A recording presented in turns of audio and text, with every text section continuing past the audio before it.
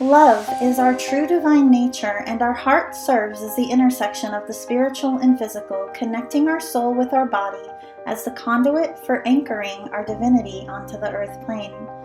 Embodying our divinity is the key to our ascension and to manifesting our highest destiny in this life. The teachings of the heart are alchemy.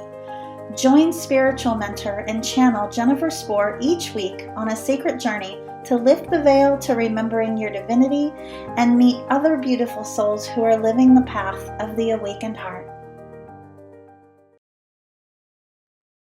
Hi, everyone. It is my absolute pleasure to welcome as a guest to the show today, Ken Stone.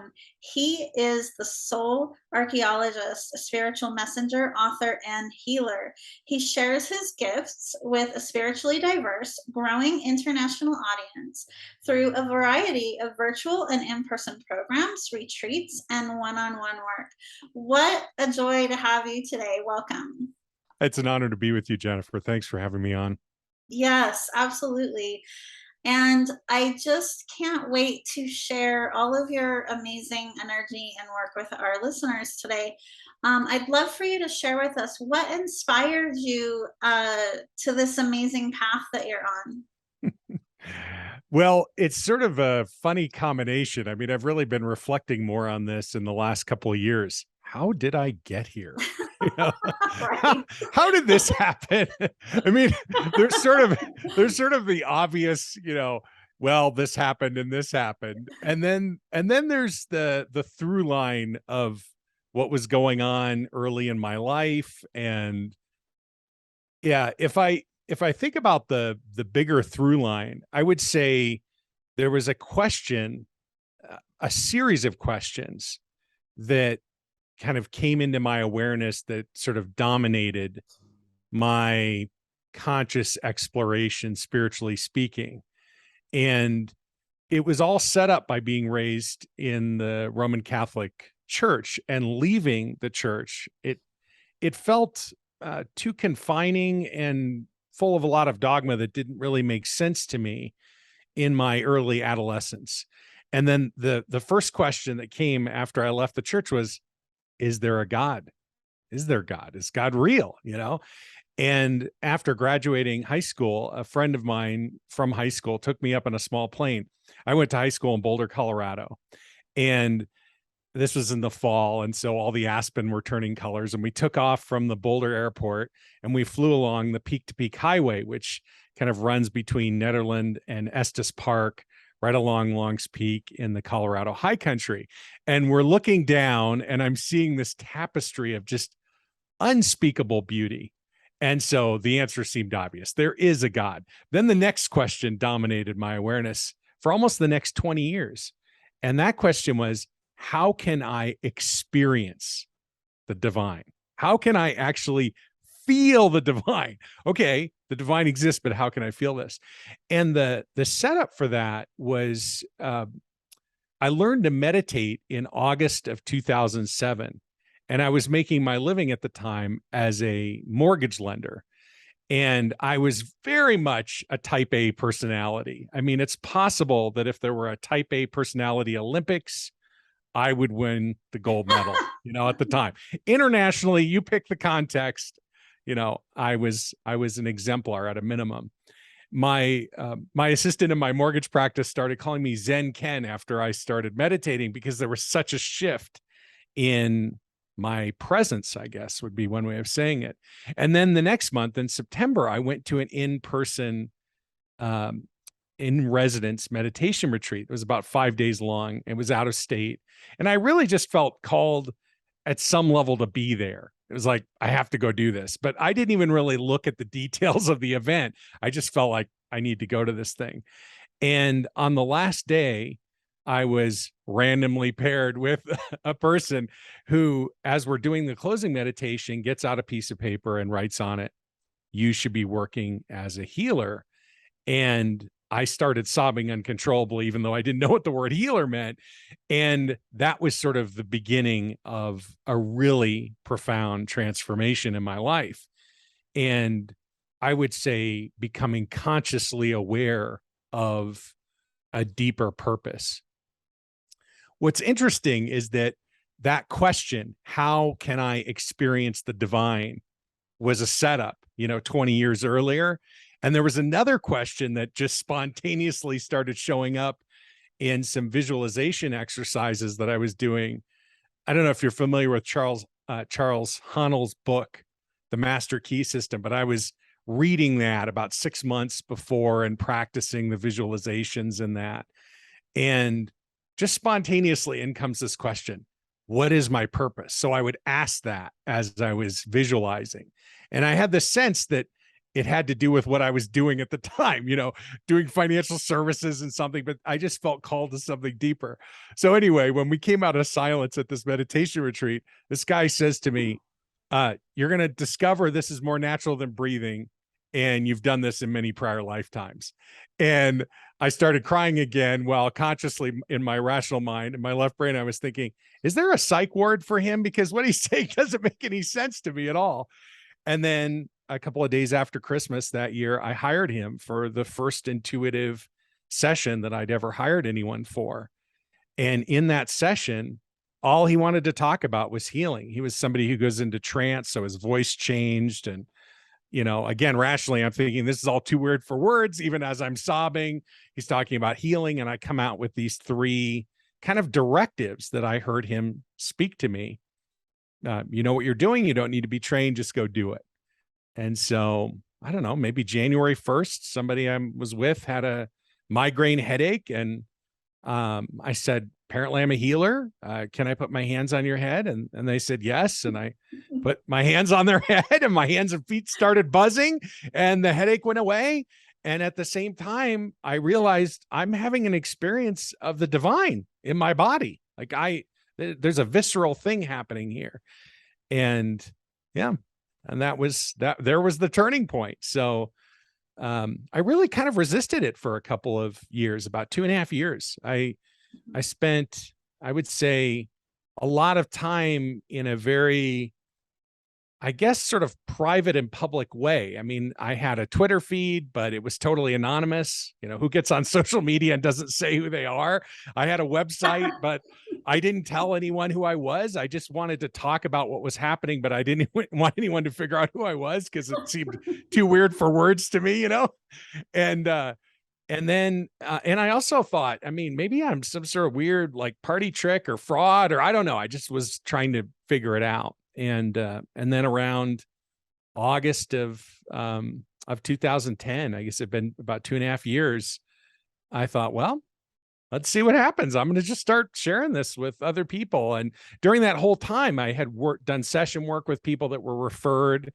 I'd do a session for somebody and they'd say, hey, do you want referrals? And I'd say, I guess so. And all of a sudden I'd have a email from somebody in Taiwan who says, will you do a session for me for whatever? And, it just sort of spread like that. So yeah, that was the beginning of this transition from a conventional life that was unfulfilling to an unconventional life that is extraordinarily fulfilling. But absolutely having nothing to do with what I thought my life was about or what I thought I wanted to do with my life. I love that so much. And I know that there are so many listening who can relate to a lot of what you shared about your journey, Sure. including me.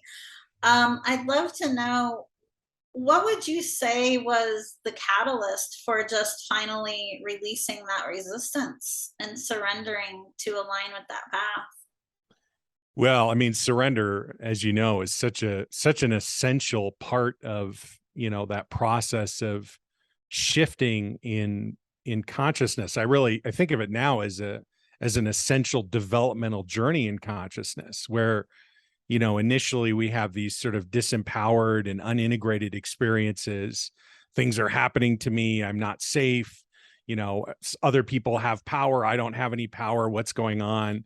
That sort of happens, it seems to me, in our early single or middle single digits when we're very young. And for some people, it lasts, all the way into old age. And then there's that next sort of developmental stage where we think, I'm in charge of the universe and, I am commanding this whole thing. And this is really about me and my intention.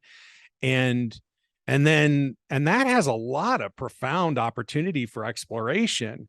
and beautiful dynamics are uncovered there. But there's this glass ceiling, in consciousness. And it doesn't really matter whether you're a master manifester, I'm not, or whether you struggle or you succeed in some ways and not in others.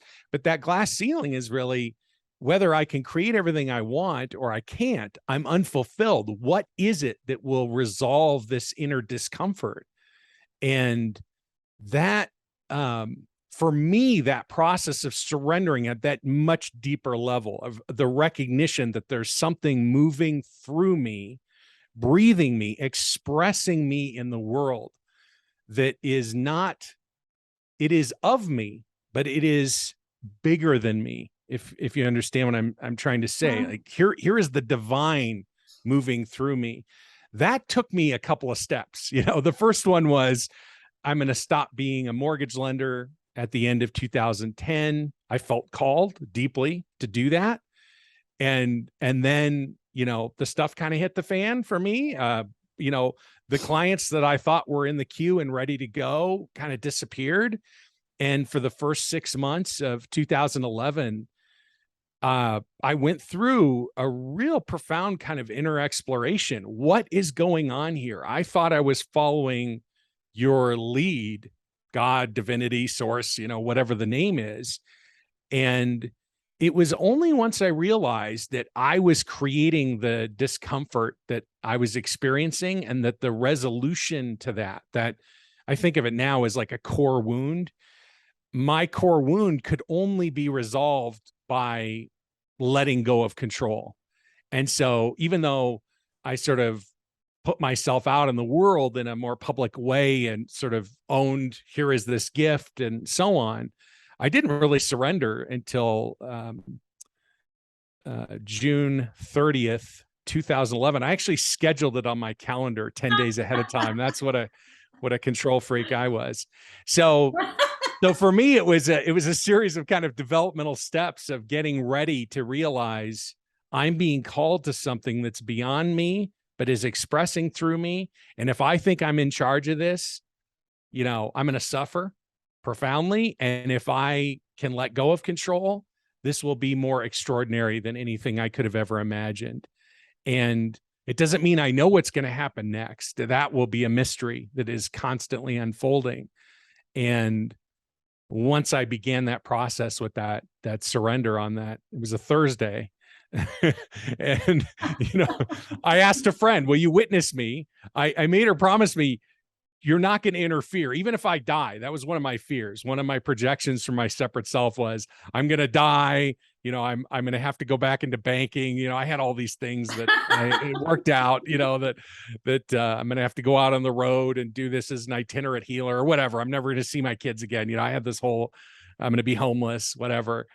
And anyway, I made her promise, just witness, just be present, but do not interfere.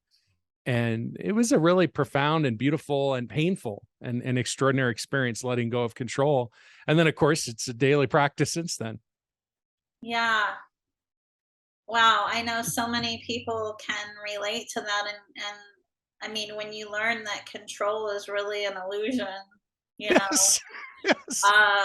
It's a game changer. It is a game changer, isn't it? I interviewed a number of years ago, about a year, maybe 15 months before he transitioned and dropped the body. I interviewed the Christian mystic Thomas Keating in person at the monastery where he was living at the time. And he said this thing to me that was just like the mic drop of all mic drops, spiritually speaking. He said, we live in the thinly veiled illusion of free will. And it was just like, yes, this is so true. I mean, talk about sitting at the feet of an embodied master. I mean, it was just profound. So it's very interesting to hear you say that. Couldn't agree more. Yeah, absolutely. I would love for you to share with us more about your amazing medicine, this healing work that you do. I had the opportunity to, you know, uh, look at your website and whatnot, and it's just amazing, the testimonials from other clients that you've worked with. So, I mean, I'd love to hear more about that. Well, you know, let's see. Probably the best way that I can say is that if I'm just in a place of absolute vulnerability and authenticity, I would say, even though I have a narrative about what I think is happening and a structure that I teach and so on, those are very temporary. And even when I'm teaching them, I'm saying to my students, what I'm teaching you is a scaffolding, and we're going to kick this thing over really quickly. Yeah. So, the way it unfolded was my hands and feet would buzz, and these just extraordinary things would start happening within people. And I had absolutely no conscious awareness of what was going on. I mean, I can remember I worked on somebody about March of, 3 months in, and um, we're having a conversation about life stuff and catching up for the first time in about 6 months. And I said to this guy, apparently I'm a healer. And he says, oh, well, can you find it in your heart to heal me? And he was in another part of the United States. And I said, nothing to find, man. When do you want to do it? And he said, hey, let's do it now. And, I'm talking to him in my mortgage practice. And I said, okay.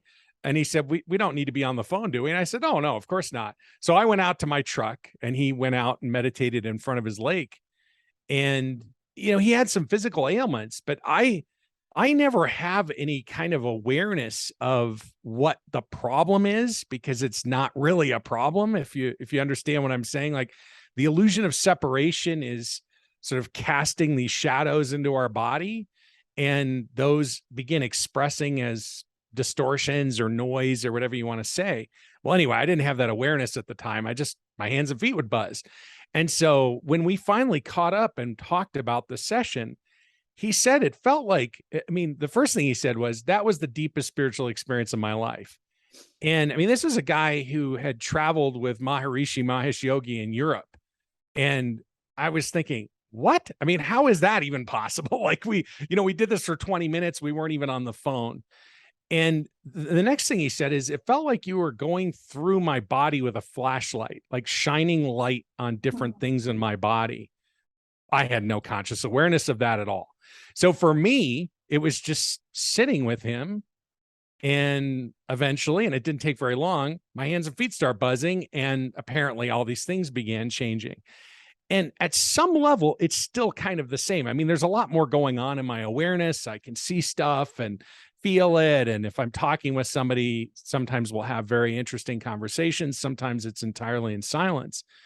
And the best way I could say what's happening now is that just the way the divine expresses through me allows me, or puts me in a position to be able to witness people maybe as the divine sees them or experiences them.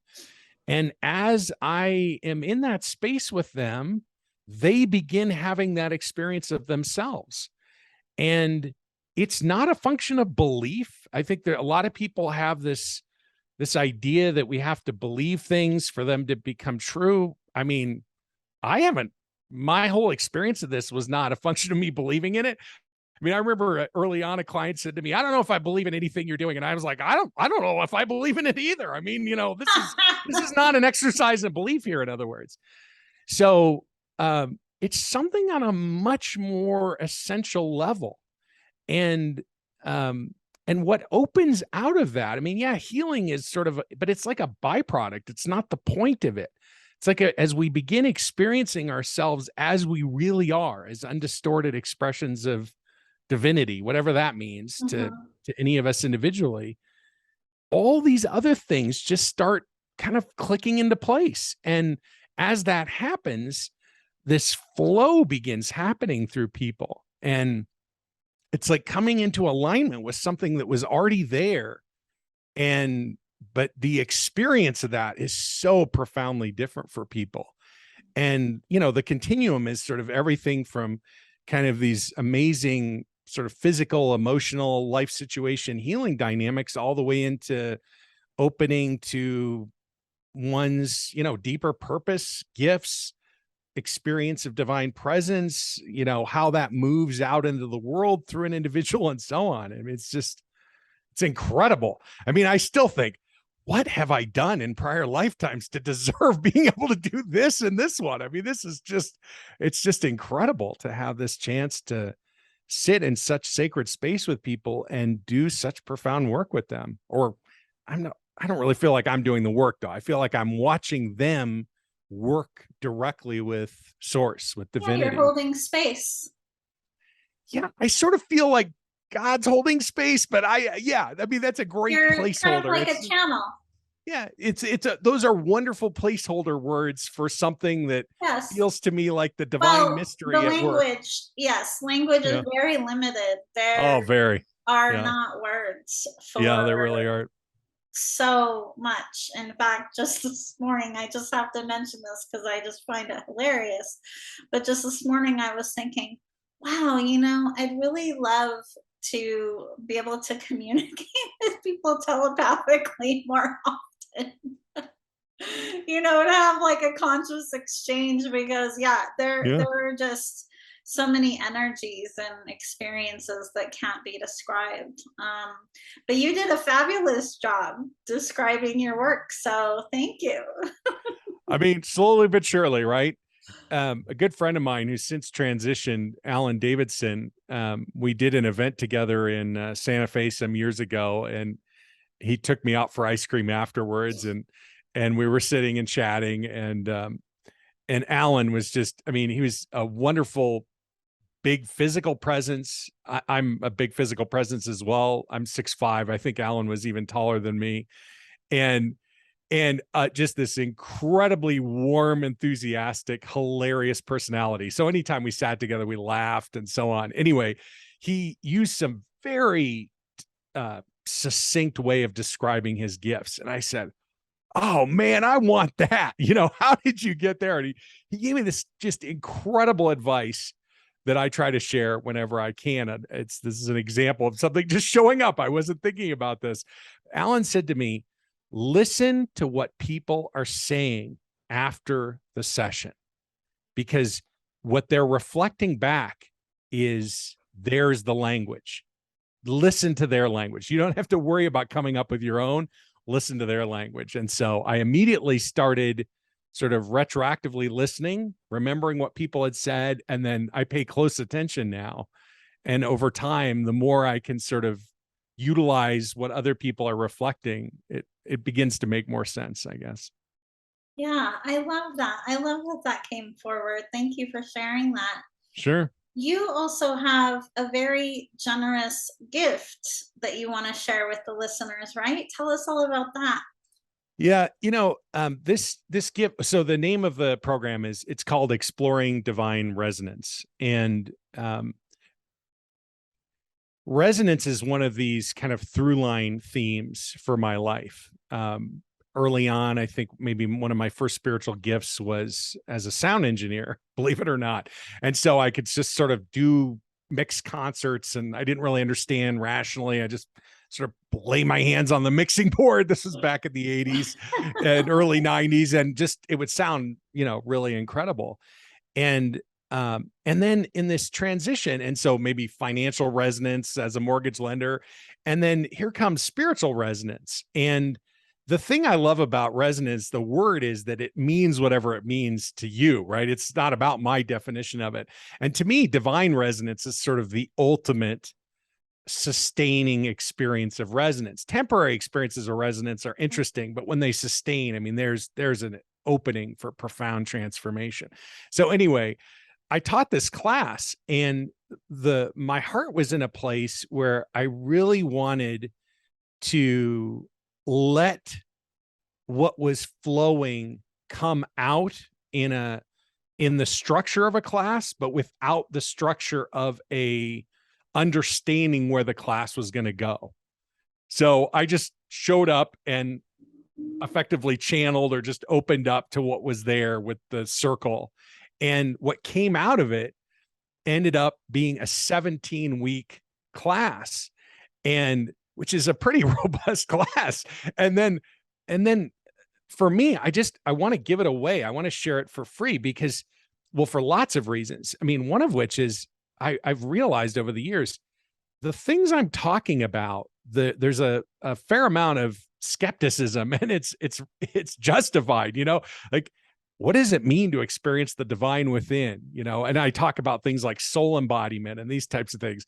What does that mean? What does it feel like? Well, there's no more powerful experience for sort of overcoming those types of skeptical thoughts than actually experiencing them, or hearing me teach, or being in transmission with me. So that was sort of the motivation for the class. And then now that the class has been taught, it's really been a kick to share it as a free gift, because all these people from different perspectives come in, comment in the class, share their commentary, ask questions. I get to go in and comment. And then there's a record of all those conversations, and those expand and grow into a bigger conversation. And one of the things that seems to be happening with this program is that people are having this opportunity to kind of connect things in their awareness and their understanding at a much deeper level, and combine it with experience. So it's not just ideas. It's, each of us comes, I think, with incredible spiritual awareness and wisdom, but to anchor those at a deeper level, and to open experiences that support that, and open that and deepen that within each individual in a way that's meaningful for them, rather than me saying, here's what this means for you, So anyway, that's a little bit about the class, and where I'm coming from with it, and I guess some of my motivation for wanting to share it. Absolutely. It sounds amazing. And for everyone listening, we will have a link for that program in the show notes. Ken, Zen Ken, I love that. It's so catchy. In closing, what else are you feeling guided to bring forward? Well, it seems to me that the journey that we're all on is a journey we could think of as sort of a developmental process of becoming, or being, the spiritual messengers that each of us were born to be. And it's such an interesting journey, because although the way stations along that journey have familiar names, the path that each of us is walking has never been walked before, when we're really, truly on our purpose. Yes. And so I want to offer encouragement to the messengers in your community, which is everyone, by the way. if you're listening, you're thinking, I'm not a messenger. In my world, you are a messenger. Yep. You just may not know it consciously yet, right? I think everyone on the planet's a messenger, by the way. But someday, maybe everyone on the planet will listen to your podcast. But between now and then, everyone certainly is listening. But the thing that seems key to me, I think, that I really feel called to share and offer support and encouragement around is, our world seems to be built of a lot of cookie cutter ideas around spirituality. And there's that tension that's very natural that just shows up with messengers as we're embarking on our path. And we look down and we realize no one has walked here before. Oops, what am I doing wrong? And we're not doing anything wrong. You're not doing anything wrong. And when you begin recognizing that sense of resonance, I actually think it can show up physically. I think we can feel it in our bodies. And when that becomes maybe the most important, or one of the most important resources for recognizing, am I on my path? We get to depart the conventional cookie cutter world, even of out there spirituality, and just go on our journey and step more fully into all that expresses through each of us. And it's so different and beautiful in the way that divine presence does. And so, and from my perspective, it's not just about standing back and celebrating and applauding that, but I think of all those individual expressions as the threads in a tapestry that the divine is weaving between each and every human being on the planet.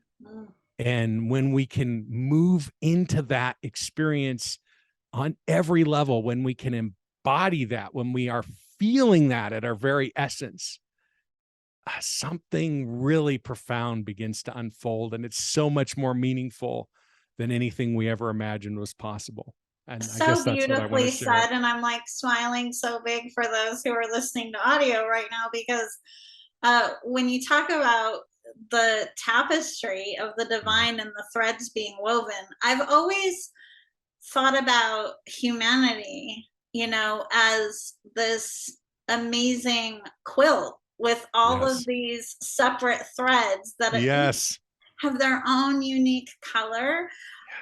So they're one of a kind, but they're also one, like united together. I've always thought of humanity in that way.